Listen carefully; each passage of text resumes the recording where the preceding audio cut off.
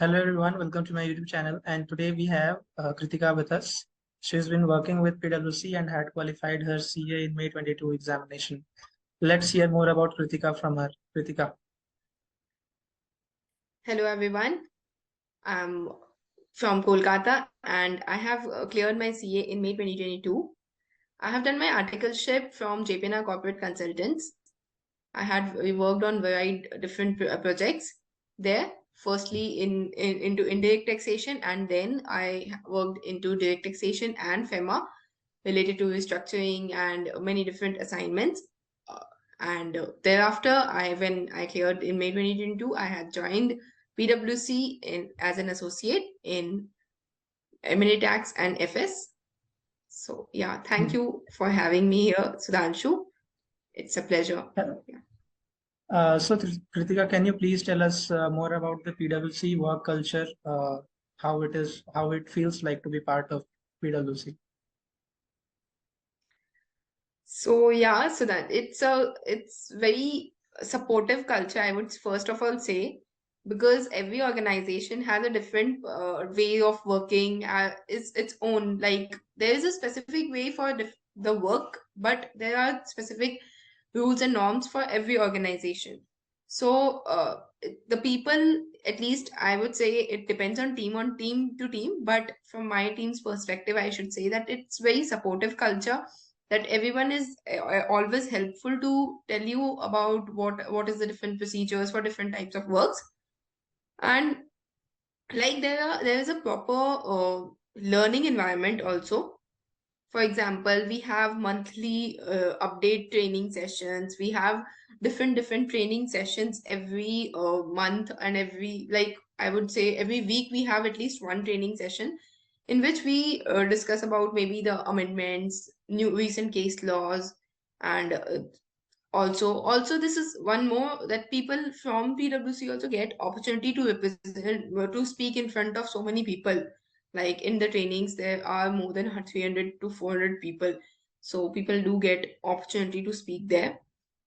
And for others also, although I should say I am not pursuing any other course right now, but I have seen people who are even at the manager level, and they are pursuing maybe MBA with office, and that is commendable, because obviously the work is somehow they need to manage, and or even office has to support that thing, that they can do other courses, they can invest their time in other courses. So that is a very helpful, I would say, a very helpful and supportive culture, and an inclusive one. Yeah. So Kritika, you are in M&A Tax, right? So what actual work do you do in M&A Tax? Like it is a very niche kind of profile where not everybody gets a chance to work in. So can you please be brief about a typical day? How is it feels like to do work in M&A Tax? So if you say about a typical day, it would be a very learning experience, because even though I feel that I have cleared CA, after joining PwC, I read every day, because whatever maybe the work, we need to research about that. We need to read the section, read the case laws, and interpret all those things. That is a particular day. And if you come about what work we do, that is basically, I am in M&A, my team has M&A tax as well as financial services.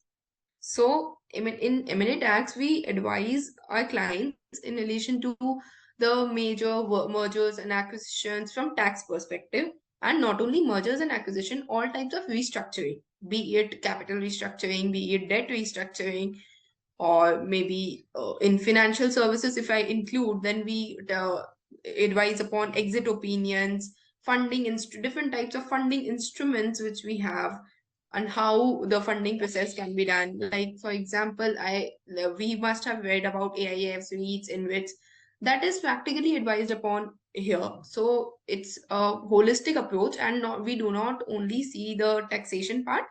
We also, in case if it is a listed company, we also tell about the SEBI. If it is if the funding is coming from outside India or going outside India, then we also tell about FEMA. So it's holistic, for the plate has everything. So tax, SEBI, FEMA, and corporate law, all those. So what all things we had studied in theoretically, you are doing it in practically in your M&A tax, right? Okay. So, Kritika, as you mentioned that there is a FDD department at financial services and you have M&A tax. So can you please tell us the difference between these two? You are asking about financial services and M&A tax, or FDD and M&A tax? FDD and M&A tax. So FDD is basically about more about due diligence. So in M&A tax, we advise on the taxation part, on more of and including the whether tax due diligence, including tax due diligence as well. That whether the if A company is acquiring B company, we will check all the whether all the returns and everything is on in place and everything is done. In financial due diligence, what happens is more of it is a uh, analysis of the whole business, I would say, where we check the profit debt equity ratio, EBITDA, and all those things to check whether the company is genuinely doing the business properly and all the things are in place. And that is a full analysis of the business. For example, if a company like A company is acquiring B company, it will obviously analyze the whole of the business. What is the synergy which they will get by merging, for example, by acquiring that company. So in that way, the financial due diligence is more of related to analysis of the whole business. And I would also say that the people who have done audit, they have a plus point in this, in FDD department, because then you get to see the way to analyze the financials. In that is a like plus point for them. That is FDD. And M&A tax is something more of analyzing the taxation part, restructuring and giving the implications related to tax. So, how did you got offer from PwC for this department? Was it through ICI campus placement or off campus? No, mine was off campus. Like PwC does hire through ICI campus also, but mine was off campus. I had applied through a network like on, and they had updated my referred my CV in the on the portal, and then I got a call for the interview. So in my case, it was first I had a discussion with the HR related to the some basic questions or over the call only, just a normal call. And then I had two rounds of interview. First round was of the associate director, and second round was the partner round. That was the final. And I would also say my both the rounds were technical rounds, not just the normal rounds.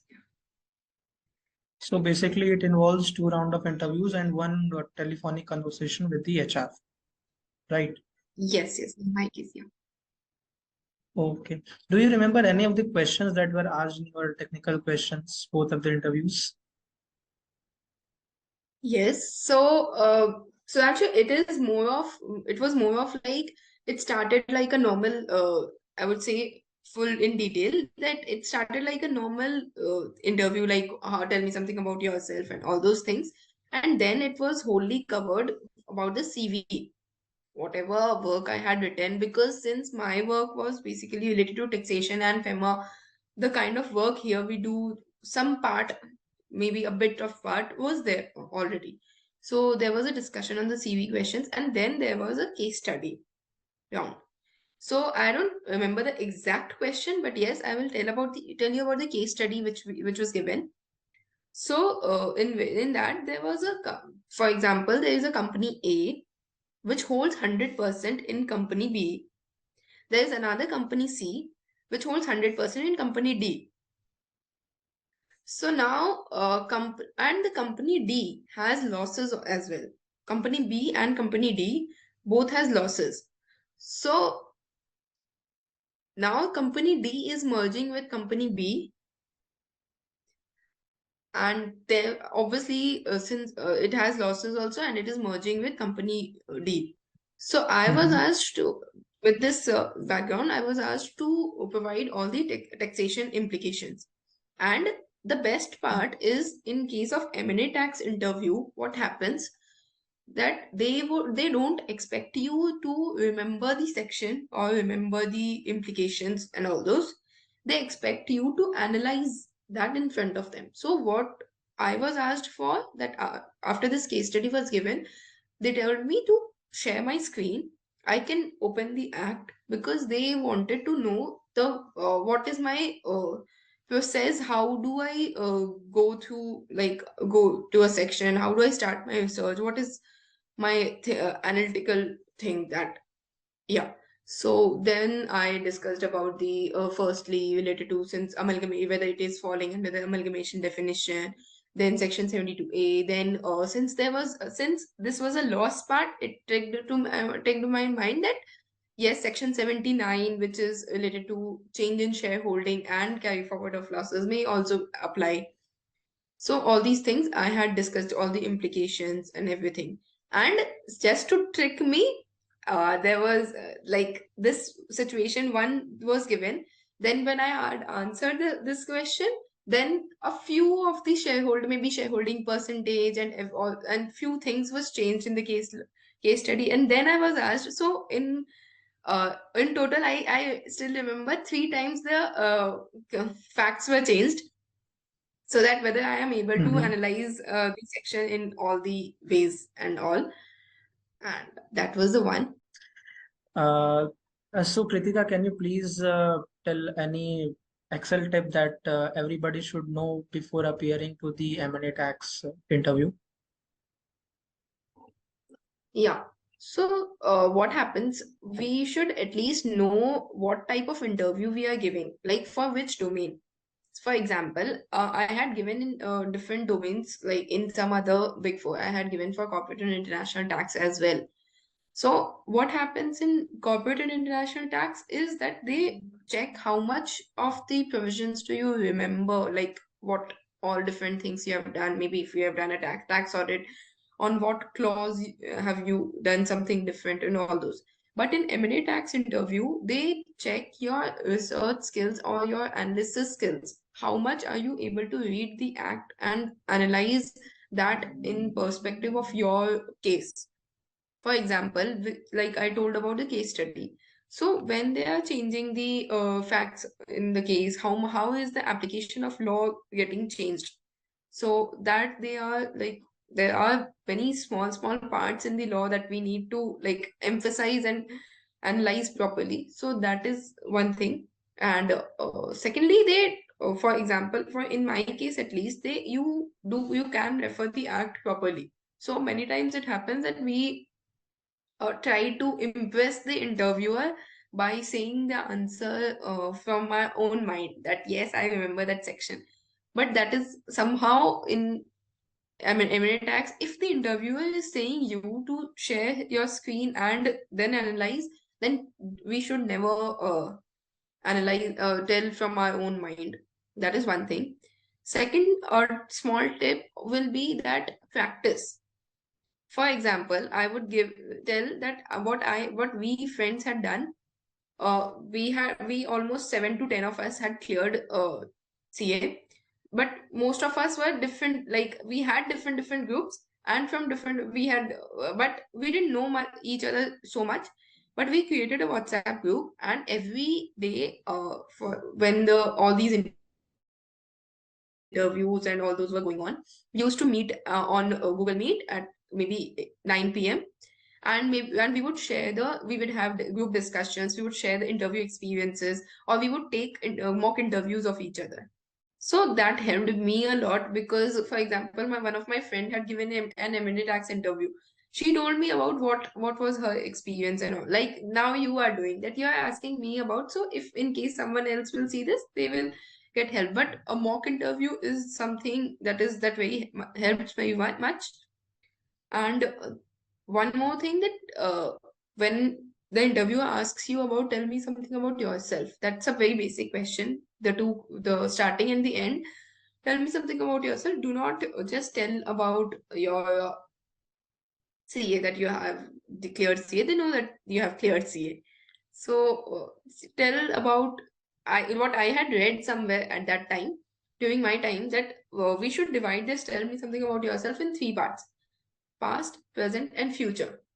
What we have done in the past, something from, like, I started that I was born in Rajasthan, then we moved to Kolkata, and then I have done my schooling here. I have done what are my hobbies, what are my professional career, and all those articleship work and all those. And then about present, that I have cleared CA or most of cheese, and then in the future, what are my aspirations and all those.